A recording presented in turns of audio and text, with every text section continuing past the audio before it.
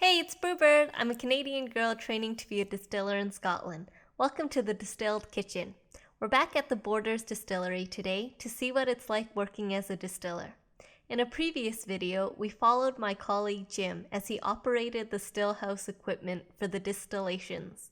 I've linked that video above. In this companion video, we'll see what it's like working in the Mashhouse to create the wash, which is the liquid which will eventually go to the stillhouse to be distilled. So let's get to it.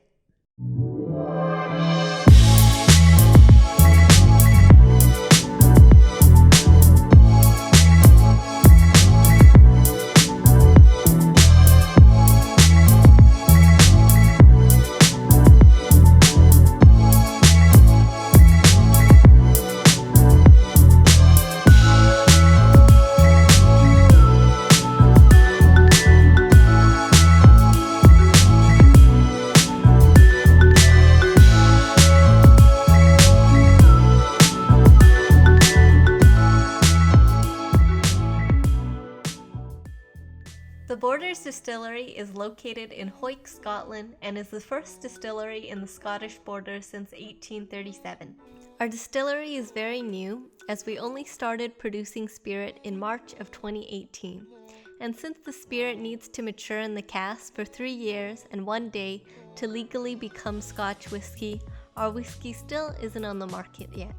Today we're following someone who's also quite new to the whiskey industry.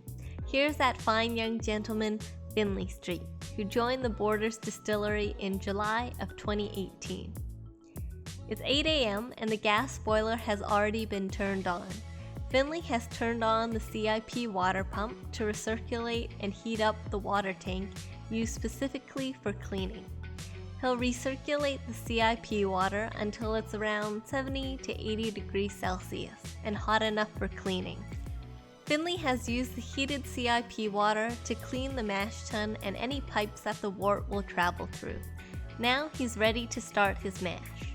He'll open the valves into the mash tun and press a button to transfer hot water from the hot liquor tank into the mash tun.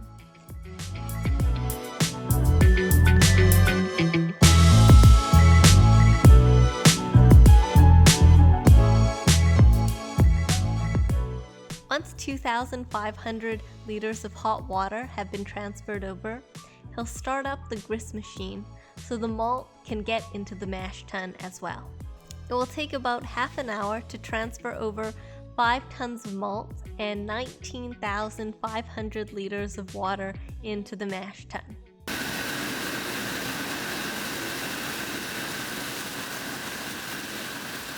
You might be a little confused about what's going on, so let me give you a bit more background information.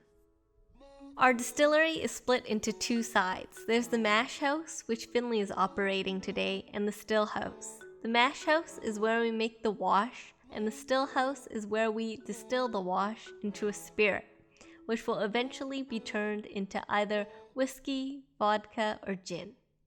In the Mashhouse, we have a mill where malt is grinded up, and a tank where the grounded up malt is stored prior to use.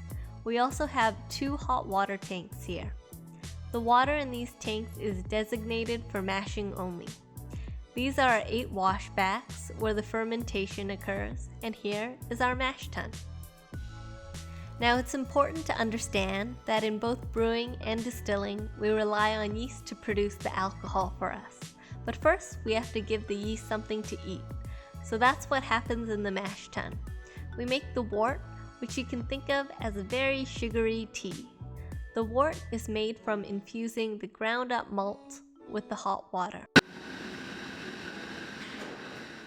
Once we have the wort, it will drain out of the mash tun and go to fill one of our 8 washbacks, where it will ferment for an average of 4 days until it's around 8% alcohol.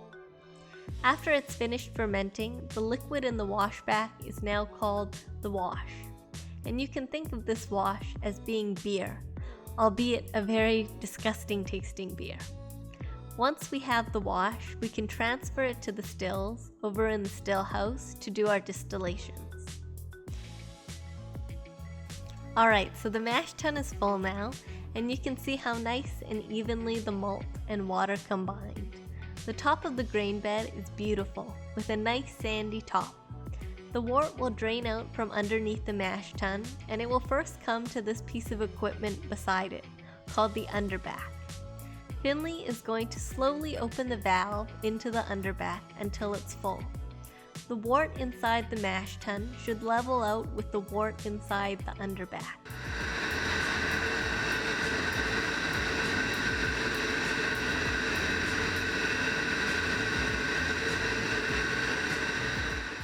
Once this is done, Finley can go downstairs to the bottom of one of the washbacks and open it up to start collecting the wort. Great! I think it's time we retreat to the office for a little break. We're dismissed. Oh my, what a gentleman. Finley is 19 years old and graduated from college only a few months ago. So I wanted to find out what it's like being a young person working in the whiskey industry. So it's quite good because I know where I need to progress to. So obviously doing the exams, going on it, even if it comes to doing uni courses as well. I know that there's progression within the workplace, so it's good to be able to know where I'm going in a sense in the following years. Having a bit longer to work up to what I want to work to, so it's pretty good. And then obviously having some of the older people here being able to sort of mentor us and help us, then it is a bit easier that way. I noticed a lot of people that work here are very young. Why is that? So when the distillery first opened, John and the other founders wanted to get local people, also younger people, to actually train them up so then they've got a workforce for the future as well and not just for now. So it's quite good having us as younger people being able to know that we've got sort of security here where we can progress and work later in life as well. Yeah. Thanks, Finley. Now let's get back to the mash house. Now that the grist bin is empty, Finley can start the milling machine to grind another 5 tons of malt for the next mash. Once that's done, Finley will go to the downstairs fridge and carry up 2 bags of distiller's yeast to pitch into the washback. Use those muscles, Finley! Now Finley is pitching in the 40 kilograms of yeast he brought up.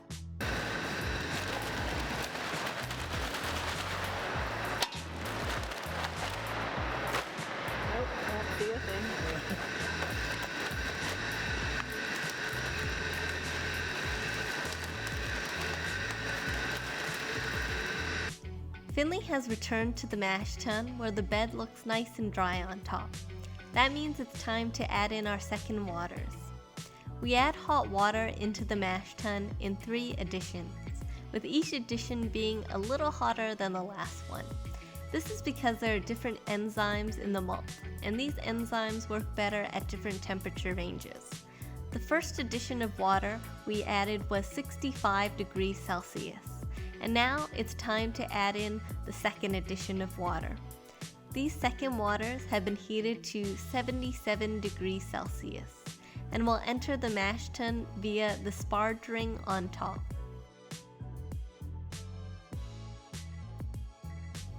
At this point, we've collected 18,000 liters of wort inside our washback, and it's time to add the third and final addition of hot water to the mash tun. This water has been heated to 86 degrees Celsius. We'll put the third waters on, and it too will be sparged on top of the grain bed. It's lunchtime, so Finley has gone home to walk his dog. Way to be a responsible dog owner, Finley.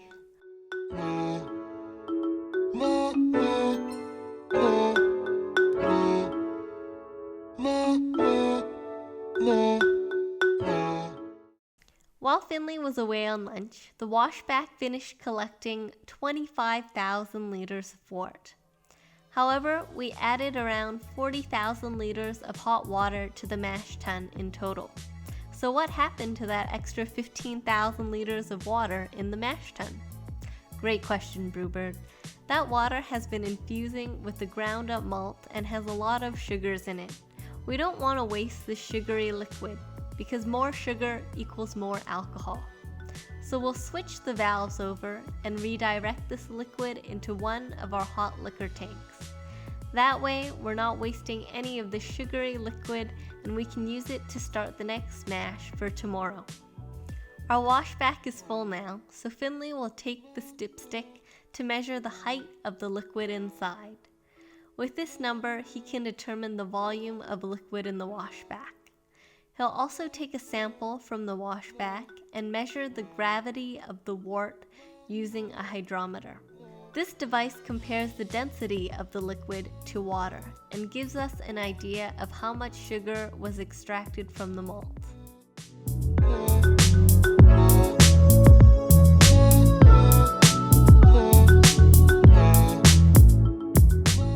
Once that's recorded, he'll put a little soap into the washback to prevent the wash from foaming out and creating a big sticky mess.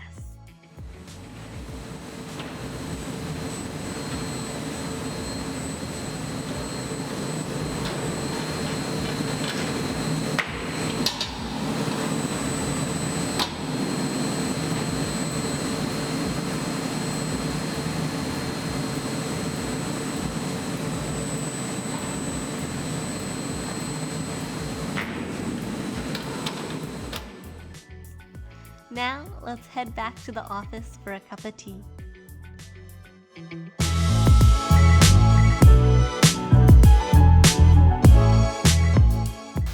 Would you like a cup of tea? Okay.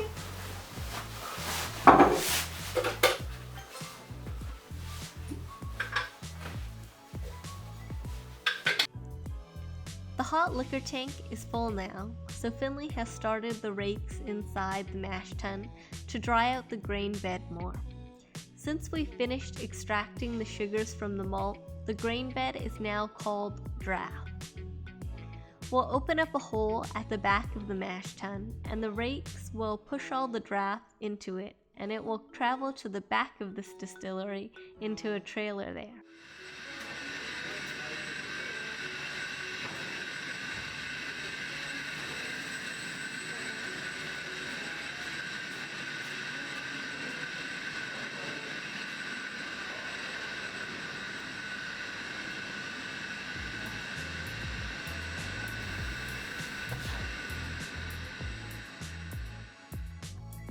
A local farmer will come pick up the draft and it will either be taken to a processing plant to be converted into an energy source or be used to feed the farmer's livestock.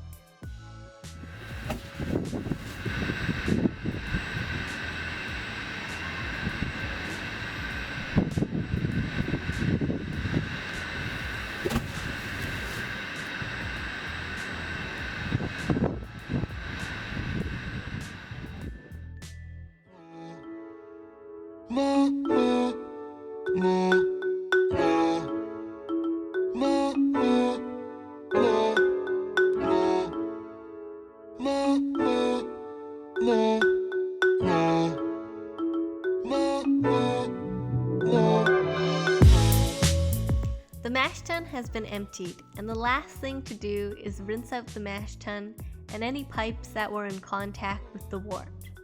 Then the equipment will be ready for tomorrow's mash.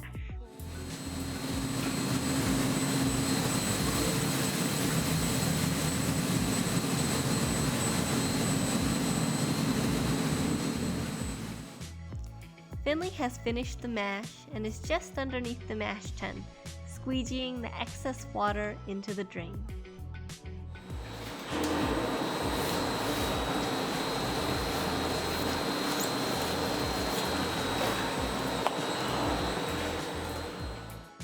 It's home time, and Finley's such a gentleman, he's even giving me a lift back.